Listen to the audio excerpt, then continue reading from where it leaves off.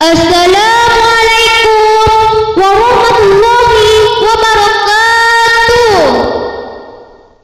Alhamdulillahi rabbil alamin, wassalatu wassalamu ala ashrafil anbiya'i wal mursalin wa ala alihi wa sahbihi ajmain. Qala Allahu ta'ala fil Qur'anil Karim, a'udzu billahi minasy syaithanir rajim. Bismillahirrahmanirrahim.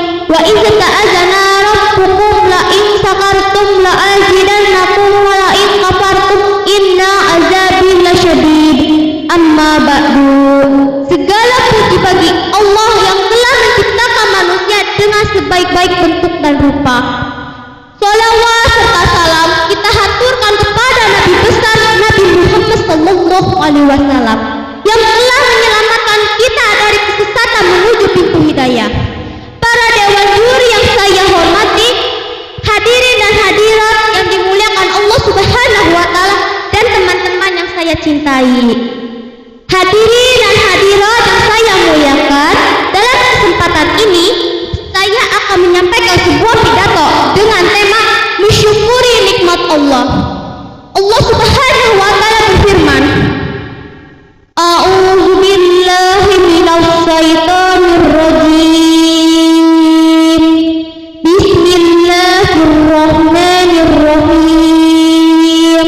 Wa idza ta'adzana rabbukum la in sakartum la azidannakum wa la in kafartum inna azabi lasyadid. Artinya, dan ingatlah juga tatkala Tuhanmu memaklumimu, sesungguhnya jika kamu bersyukur, pasti kami akan menambah nikmat kepadamu, dan jika kamu mengingkari nikmatku, maka sesungguhnya azabku sangat pedih. Dalam Al-Quran surat Ibrahim ayat 7. Hadirin dan hadirat yang saya cintai, marilah kita renungkan sejenak betapa banyak nikmat Allah yang kita dapatkan setiap harinya. Dari mulai bangun tidur di pagi hari hingga tidur kembali di malam hari. Salah satu di antaranya saat bangun tidur, kita bisa langsung bernapas tanpa perlu membeli udara terlebih dahulu. Coba bayangkan kalau masih harus membeli, repot kan? Makanya setelah bangun tidur, kita dianjurkan untuk berdoa sebagai rasa syukur kita kepada Allah Subhanahu wa taala. Bagaimana doanya? Yuk kita baca bareng-bareng. A'udzu billahi minasy syaithanir rajim. Bismillahirrahmanirrahim. Alhamdulillahilladzi ahyana ba'dama amatana wa ilaihin nusyur. Artinya, segala puji bagi Allah yang telah membangunkan kami setelah ditidurnya dan kepadanya kami dibangkitkan. Selain yang disebutkan tadi, nikmat Allah yang lainnya yaitu tersediaannya air yang banyak, sehingga kita bisa mandi, minum untuk menghapus dahaga yang haus, dan teman-teman bisa berenang dengan air yang bersih dan nyaman.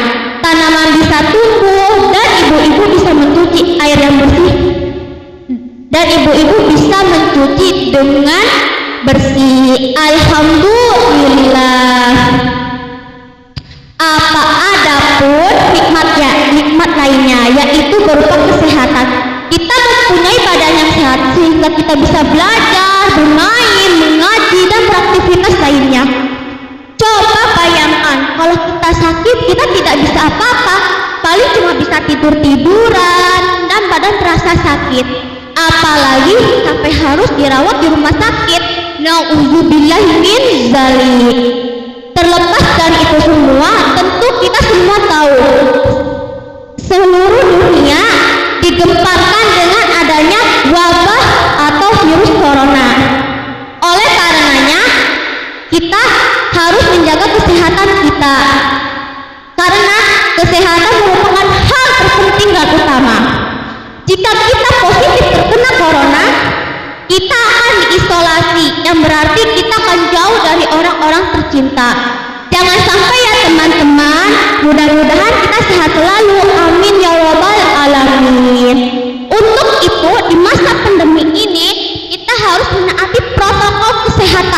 semula 3M, sekarang menjadi 5M.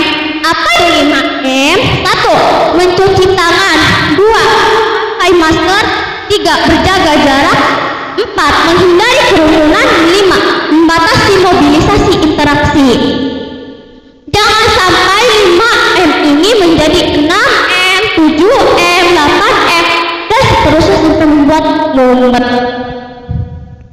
Hadirin dan hadirat yang soleh dan solehah, itu hanya contoh kecil dari semua nikmat Allah.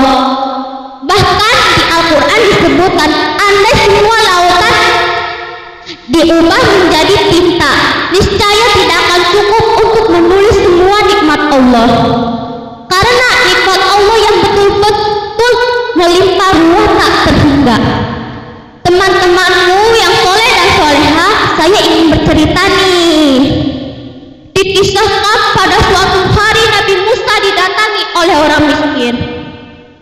Si miskin berkata kepada Nabi Musa, "Wahai Nabi Allah, doakan untukku agar Allah menjadikan aku orang yang kaya raya."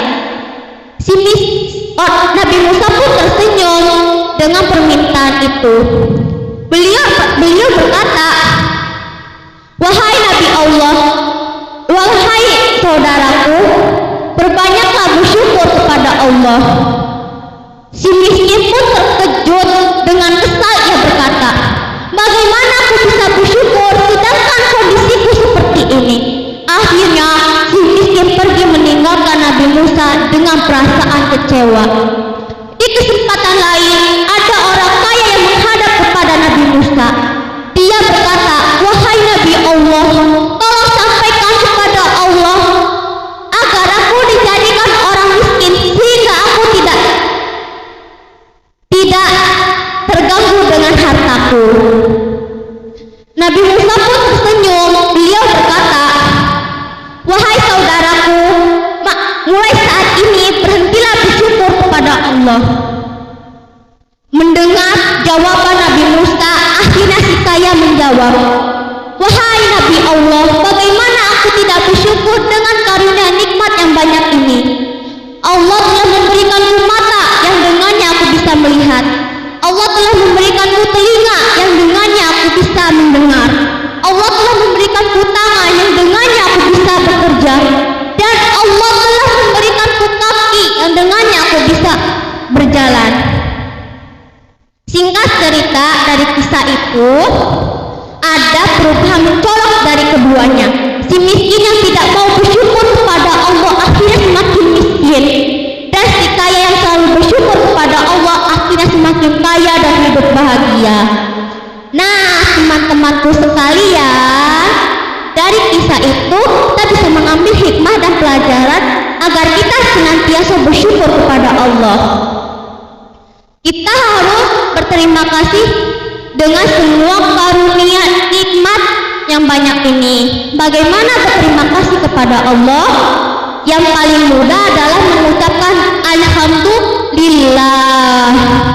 Dan kita harus menjaga semua pemberian Allah dan menggunakannya dengan baik.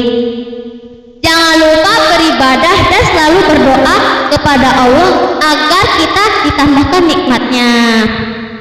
Hadirin dan hadirat yang saya muliakan, kiranya cukup sekian pidato saya. Semoga mendapat manfaat yang besar agar kita menjadi hamba yang pandai bersyukur. Burung iriam, burung cendrawasih. Cukup sekian dan terima kasih. Wabillahi taufiq wal hidayah. Wassalam.